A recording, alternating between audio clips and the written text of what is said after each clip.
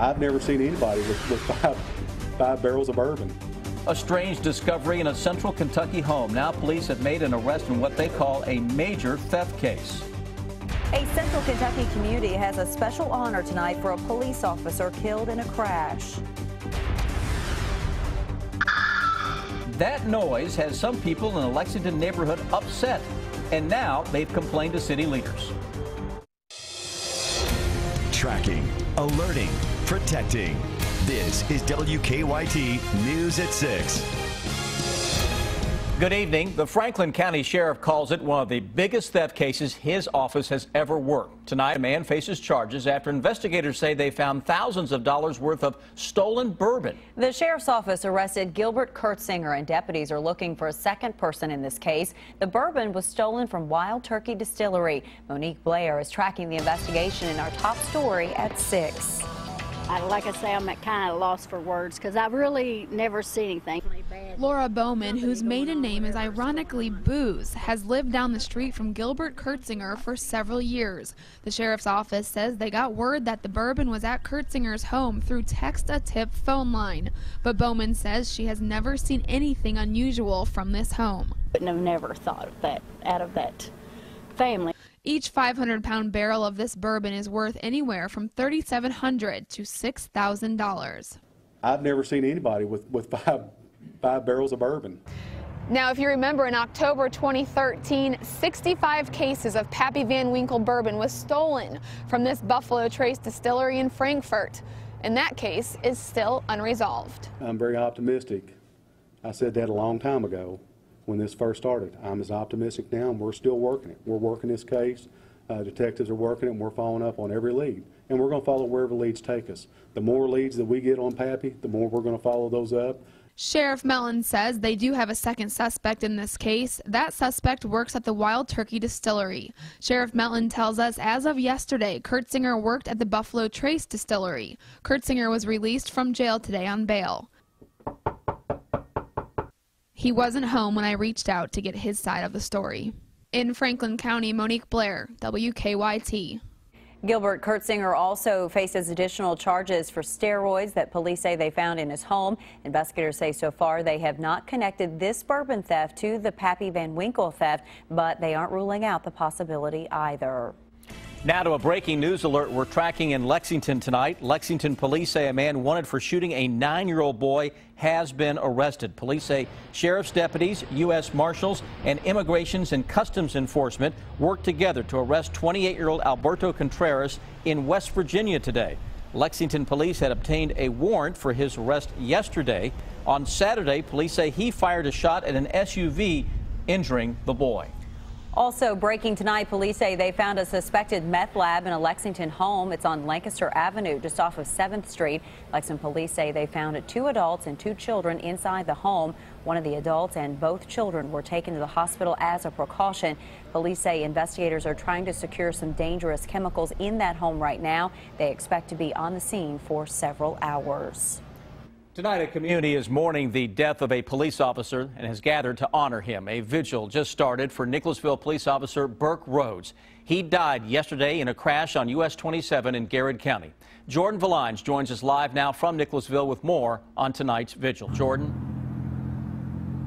That's right. The memorial service is just now getting underway here at City Hall. As you can see behind me, there are several community members, fellow officers, and firefighters who have come out today to pay their respects to Officer Rhoads. Now, earlier this afternoon, we spoke with Sergeant Harvey with Nicholasville Police. He said although the past 2 days have been extremely difficult for the agency, they still wanted to attend the memorial to pay tribute to Officer Rhoads and show their support for his family. The flag here at City Hall has been lowered to half-staff, and black and blue wreaths have been hung on many government buildings and businesses around town. Sergeant Harvey said tonight's service will be a true testament to how loved Officer Rhoads was. Tonight is a chance for the community to come out and just mourn with us as an agency. We've had a difficult couple of days. The city has set up this time for the community to come out and remember Burke Rhoads. Officer Rhoads' family is expected to be in attendance at tonight's service. Live in Nicholasville, Jordan Valines, WKYT. Jordan, thank you. Funeral services are now set for Officer Rhoads. Both the visitation and funeral will be held at Southland Christian Church on Harrodsburg Road. The visitation is Monday from 10 a.m. to 1 p.m. and from 3 until 8. The funeral will be Tuesday at noon, followed by a graveside service at Camp Nelson National Cemetery. Well, while we saw some sunshine today, more heavy rain will soon be moving back into the bluegrass. And as meteorologist Jim Caldwell tells us, a flood watch has been issued, right? Yeah, it's covering up a big chunk of the Commonwealth as well. Right now, we're not seeing that rain. This rain gets in here overnight and into the day on Friday. 1 to 3 inches, a good possibility. That is a lot of water, considering the fact that we recently came off of about 2 inches in many cases from the last round of heavy rain that passed through the area. Defender isn't tracking it yet, just a little moisture that's been passing through Nashville, where they also expect to be impacted by this same system. Here's the shape on the flood watch. Goes all the way out into western Kentucky, rides Interstate 64 by a county or two, maybe a little bit farther to the south, and then goes out into West Virginia. All of these areas highlighted for the possibility of flooding. So here's the breakdown for you. Rain eases into the area during the morning commute tomorrow. Light at first, and then by the time we get to mid-morning and into the afternoon, will become more widespread and heavier during the day. That's when we'll run into those pockets of moderate and heavy rainfall. This is just a breakdown for Friday. I think 1 to 2 inches a good possibility by Friday night. Throw in another inch or a little bit more as we go into your Saturday, and we could be talking about some water out of the creeks and streams. We will track all of this for you coming up a little bit later. Thank you, Jim. Well, Nashville looks a lot more blue tonight. Thousands of UK fans have made their way south as the Cats get ready to begin play in the SEC tournament. And more on their way. And we know now who UK will play tomorrow afternoon. Rob Bromley joins us now live from Nashville with more on the game. Good evening, Rob. Well, good evening and welcome back in again to Nashville from just outside Bridgestone Arena, where it is an absolute sea of fans here. Either Florida or Alabama would win the right to play Kentucky for a third time, and as it turns out, it's the Gators. They advance. Dorian Finney-Smith was just absolutely outstanding for the Gators today. He was suspended 3 games back in February. He scored 23 points today, pulled down 11 rebounds. It will certainly be an uphill battle for Billy Donovan's team tomorrow, but Billy said this afternoon it's not about doing something different, but just playing better. You know, we'll try to make some corrections, things that we need to get built on, things we need to get better at. You know, try to do some different things, not so much differently, but try to do things better. Try to concise things for our guys where we're not overwhelming them in such a short period of time. I like the fact that we've played at noon, that our guys, instead of playing a night game, by the time they go to bed, it's 2 or 3 o'clock in the morning. At least they can unwind here the rest of the afternoon and then, you know, get ready to play tomorrow. So it is Kentucky and Florida for the third time this season. Tomorrow in the quarterfinals of the SEC tournament, it will be a 1 o'clock tip-off on the SEC network. Had 2 games this afternoon. We got 2 more tonight. As I said, a sea of fans out here. I said earlier at 5 o'clock it's been a great day until a raindrop or 2 came down. Hopefully it is going to hold off here for the next few minutes. Sam Ember, back to you.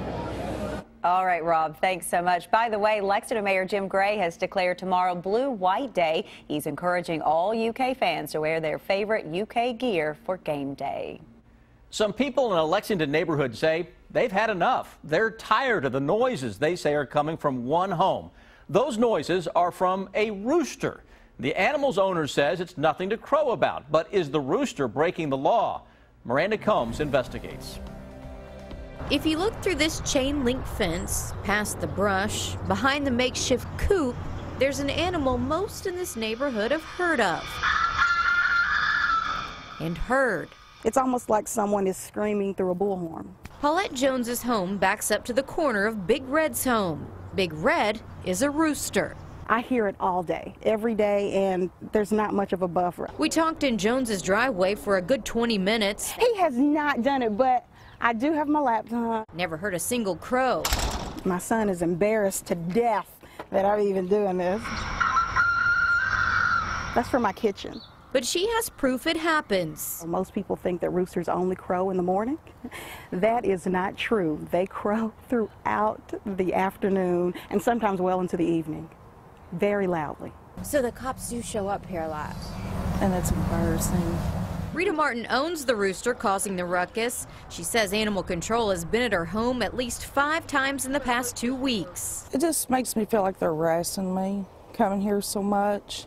She says her rooster doesn't start crowing at 5 a.m., as Jones claims. My bedroom is directly in the back, and that's where he's at. If that was the case, I would be up.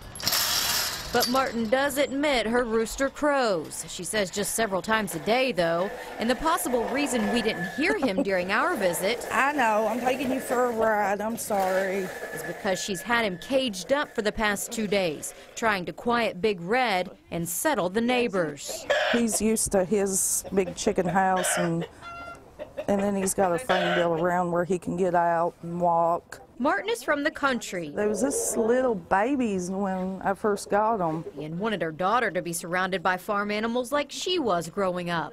It just makes her very happy to have stuff like this. It's not a question of whether she's allowed to have a rooster. It's a question of whether some animal, in this case a rooster, is violating the noise ordinance. It is legal to have a rooster in Lexington city limits. Steve Kay admits the process to get someone fined for a noise violation is long and tedious. I actually posed some questions to the lieutenant of the police.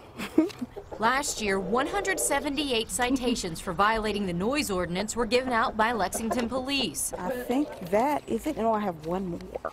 Jones has filed 2 complaints with animal control. Let them know that it was for a rooster. And a 3rd criminal complaint with the county attorney. That isn't a crowing rooster a violation of Section 412 of the city code. This could lead to court all over a rooster that crows. You know, I just feel like I should have a right to have one. You know, they're not hurting anybody.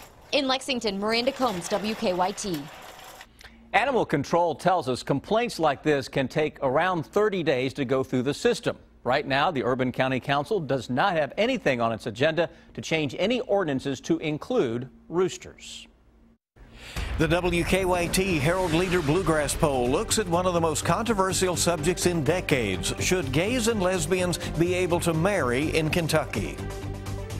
It's being debated right here in Kentucky and all around the nation. Should gay couples be allowed to marry? The Bluegrass Poll asked Kentucky voters that very question. Bill Bryant has the results new at 6.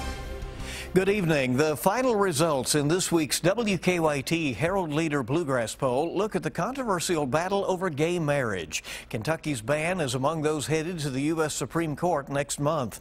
Kentucky is one of 14 states where same-sex couples cannot marry.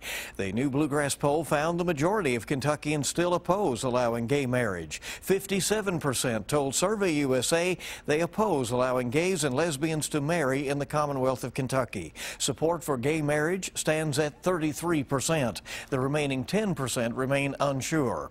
Opposition to gay marriage was the strongest among those polled in eastern Kentucky. The greatest gay marriage support came from the Lexington and Louisville areas, along with northern Kentucky. Statewide, Republicans were overwhelmingly opposed to gay marriage, while Democrats were almost evenly split.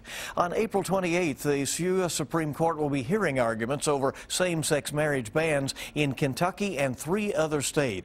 The cases come from the Cincinnati-based 6th Circuit Court of Appeals. So far, it's the only federal appellate court to uphold state bans on same-sex marriages since the 2013 ruling striking down part of the federal anti-gay marriage law. A decision is expected from the High Court before July of this year. Survey USA conducted the Bluegrass Poll for WKYT, the Herald Leader, and our 2 partners in Louisville. Bill Bryant, WKYT. For more results of the Bluegrass Poll, just go to our website, WKYT.com.